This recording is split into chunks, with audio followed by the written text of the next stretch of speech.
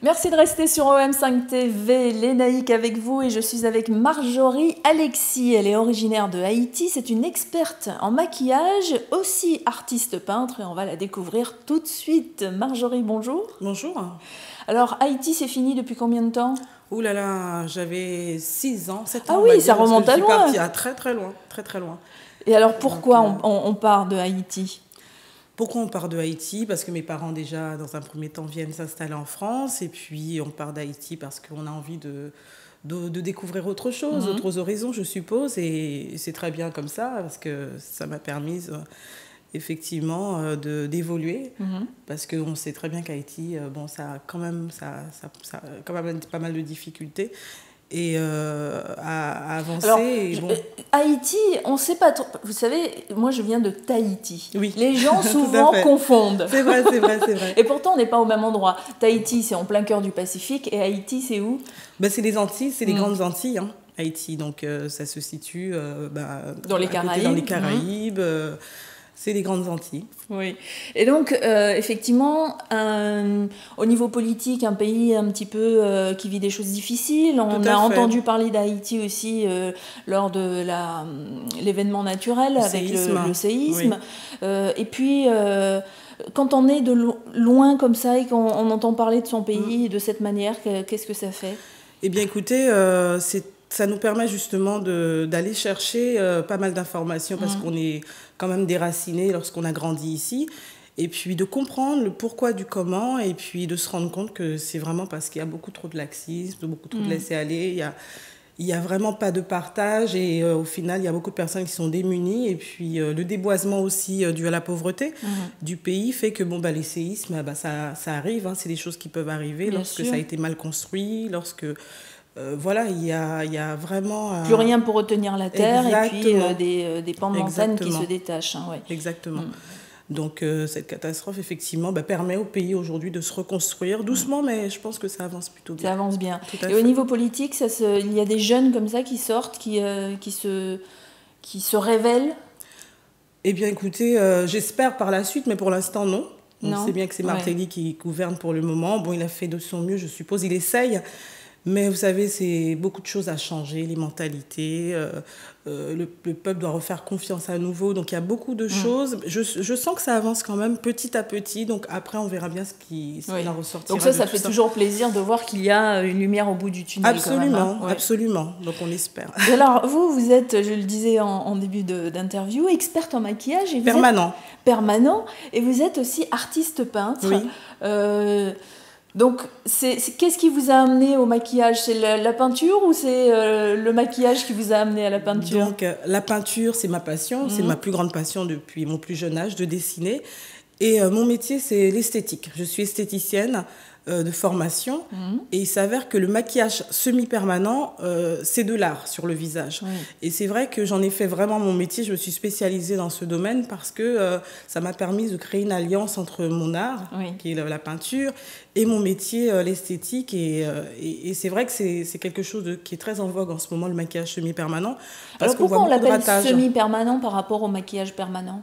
Alors, le terme semi-permanent est plus approprié parce qu'on n'est pas censé tatouer un visage au point qu'on ne voit que ça et c'est ce qui se passe. D'accord, on voit des femmes avec des traits très forts, très marqués. Oui. Or que pour moi, la beauté, c'est censé être au naturel. Voilà. Donc moi, c'est ce que je vais apporter, ce travail qui va justement être plutôt naturel. C'est ce que j'ai d'ailleurs au niveau de mes sourcils. Oui, j'allais vous demander parce qu'on dirait qu'ils sont pas du tout tatoués. Exactement, ils le sont.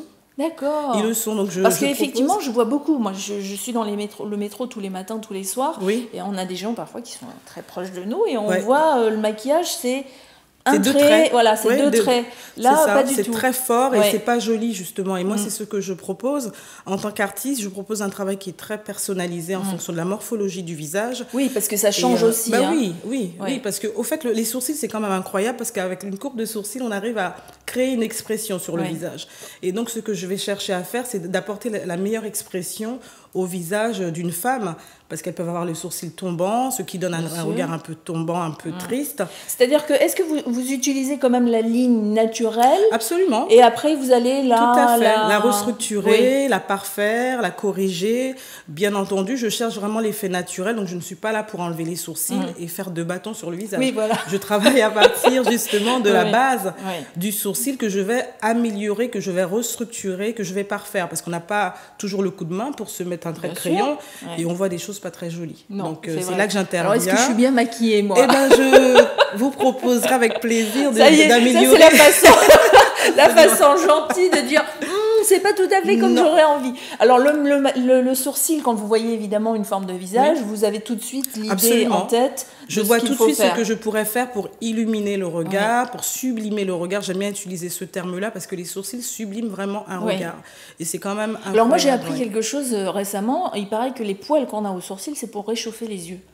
Ah bah écoutez, vous m'apprenez quelque chose également.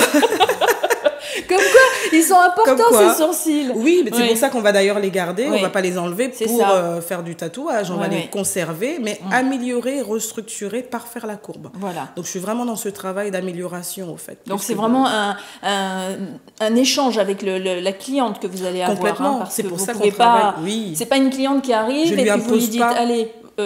Allongez-vous, je m'occupe de vous et je parle pas. C'est exactement ça. Et c'est ce qu'on fait dans les instituts. Et moi, c'est ce que je fais de différent, c'est de mettre la cliente face à un miroir et de communiquer avec elle pour savoir qu'est-ce qu'on va lui apporter. Qu'est-ce qu'elle a envie. Qu'est-ce qu'elle a envie et qu'est-ce qui lui conviendrait le mieux. Donc, on travaille ensemble. Donc, je lui fais une proposition en lui expliquant ce qui lui conviendrait. Et puis, on se met d'accord sur la finalité, sur ce que l'on va faire. Bien sûr. Alors là, on parle du sourcil, mais c'est exactement pareil pour l'eyeliner. Le eyeliner, le contour des lèvres. Les grains de beauté, au fait, c'est-à-dire que c'est des prestations, on va apporter. Là, vous avez des grains de beauté tatoués? Exactement. D'accord. Donc voilà, mais ça doit rester toujours naturel, ça doit toujours rester harmonieux. Vraiment, ces termes-là sont très importants parce que la beauté, pour moi, c'est censé être au naturel. Ça, c'est bien. Et alors, une question essentielle, justement, quand on parle de maquillage permanent, semi-permanent, enfin, de tout ce qui est tatouage, est-ce que ça fait mal? Alors, ça pourrait faire mal si on travaille justement, comme on peut voir, en faisant des traits assez forts.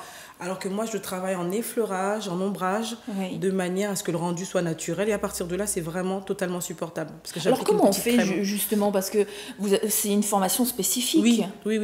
Au fait, avant tout, on doit être esthéticienne, on doit connaître le visage, on doit connaître la peau. Et c'est une prestation, effectivement, supplémentaire qu'on va faire. Mais après, c'est vraiment le côté artistique, le côté, je dirais, visagiste qui va jouer parce qu'on n'est pas... Chacun son métier, on n'est pas toujours une esthéticienne. Et puis, l'eyeliner, on peut le vouloir très épais, très fin. Là, comme le vôtre qui remonte un petit peu. Voilà, on peut vraiment adapter vraiment la prestation. Par contre, quand on choisit, par exemple, l'eyeliner comme le vôtre, là, il faut savoir qu'il ne va pas s'effacer. Oui, alors c'est pour ça que le eyeliner, là, je suis maquillée pour le eyeliner.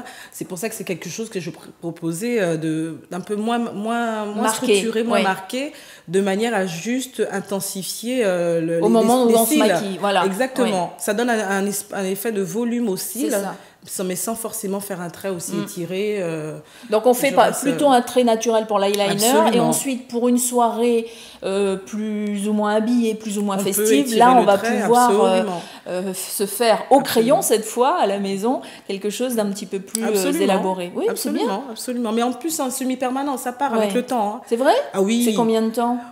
Quelques années quand même, mais dans ma façon de travailler, c'est-à-dire au bout de 2-3 ans, voire un peu plus, la couleur se dissipe et elle s'en va parce qu'il y a un renouvellement cellulaire. Alors là, justement aussi, par rapport à la couleur du sourcil, donc ça veut dire qu'on peut avoir plusieurs couleurs? Absolument, plusieurs teintes. Sur une peau comme la vôtre, par exemple, je mettrais du marron, pas marron un chocolat, noir. Pas un noir, non, je m'adapte parce que je travaille sur les peaux caucasiennes également, les blonds, les rousses, et donc c'est vrai que je suis obligée de m'adapter au niveau de la carnation de la peau, bien entendu. Bon, et vous êtes situé où? Bastille. Bon, on vous donnera l'adresse, sinon. Et votre activité quand est-ce que vous faites la peinture, c'est quoi? C'est de la peinture à l'huile? C'est du pastel, parce que j'ai besoin de toucher, j'ai besoin de ressentir vraiment la matière. Je suis sûrement ma formation d'esthéticienne. Donc, je fais du pastel principalement. C'est beaucoup plus difficile que la peinture à l'huile. Oui, absolument. Mais à partir du moment où, justement, j'ai beaucoup d'aisance, moi, quand je touche, quand je sens la matière. Donc, pour moi, c'est facile. Mais c'est vrai que c'est ce qu'on me dit assez souvent. C'est très technique. Donc, je travaille au pastel gras et sec. Et alors, qu'est-ce qui vous inspire en tant que artiste peintre cette Oui. fois. Est-ce que c'est aussi les visages des femmes? Des femmes. Oui, J'ai toujours peint des les portraits femmes. de femmes, Oui. absolument, absolument. Ça aurait Toutes pu les être femmes. des choses totalement différentes. C'est oui. vrai, mais c'est vrai que j'ai fait une collection de femmes noires parce que j'ai voulu rendre hommage à la femme. Parce que ça fait plus de 20 ans que je fais de l'esthétique. J'ai travaillé pour une société pendant plus de 20 ans où je faisais des soins du visage, que je continue d'ailleurs à faire, des nettoyages de peau. Et c'est vrai qu'il y avait un bel échange entre mes clientes et moi, toujours d'ailleurs. Et j'ai eu envie de leur rendre hommage à travers mes peintures, mes œuvres. Et donc ce sont des œuvres, quand on va dans votre salon, ce sont des œuvres que l'on peut découvrir dans le salon ou dans un autre Surtout endroit? lors des événements, parce que je fais beaucoup d'événements, de manifestations événementielles telles que la Foire de Paris et autres.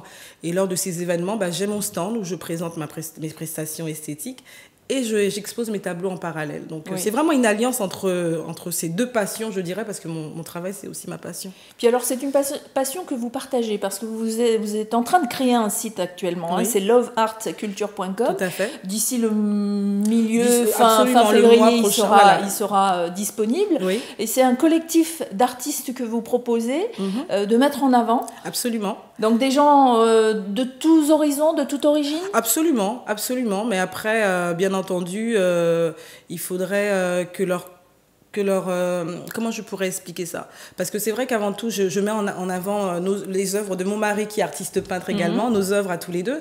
Et puis on a eu envie, parce qu'on participe à beaucoup d'événements, de manifestations, d'expositions, et on a eu envie justement de créer ce collectif. Et là, on y travaille de manière à trouver quel artiste correspondrait à notre à vos visions, à nos visions, absolument. Voilà. Alors on pourrait postuler éventuellement des gens qui seraient intéressés. Bien alors entendu. Quel type d'artistes pourraient postuler? Des gens qui font comme vous du pastel ou qui peuvent aussi bien faire de la peinture à l'huile et autres, mais après ça dépend ce qu'ils véhiculent comme message, parce que c'est important.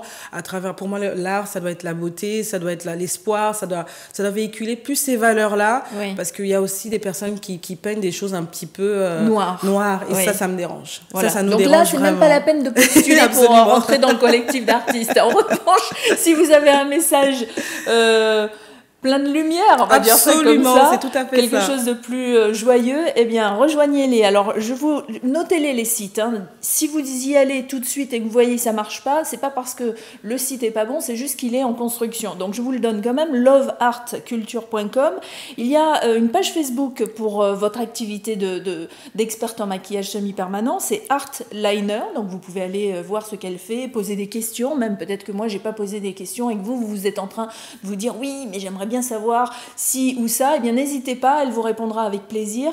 Qu'est-ce qu'on peut dire encore pour cette activité de peut-être ou artiste peintre ou maquillage semi-permanent?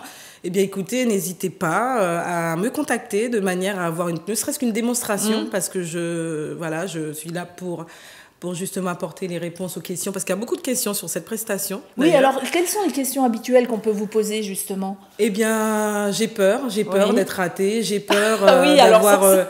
et donc, c'est vrai qu'on voit des fois des choses sur Internet, ça fait peur. Absolument, c'est pour ça que je fais ce travail de démonstration.